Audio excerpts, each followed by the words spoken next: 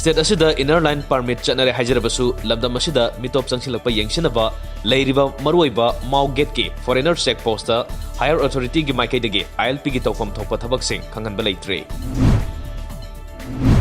Kamjong district ke manung chanba layatang da mini secretariat yauna district asigi semga sagaliba infrastructure singi fibam pungyar kendro ge MLA ke leisio na lusingba mihut kambu amana haktheng na satuni yengsin khrai semga sagat pagi thabak adu quality control tauna ba MLA na mari lena ba singda khangan khi. Citizenship Amendment Act ki mayokta Jamia Millia Islamia gi mahiroi singna sanction ki bakhongchang da hingsa gi thabak sathar padagi Delhi police na miyoi tara fajin khrai fajin ki ba miyoi singa se criminal background leiba miyoi singni makhoi gi marakta mahiroi amata yaude hairi.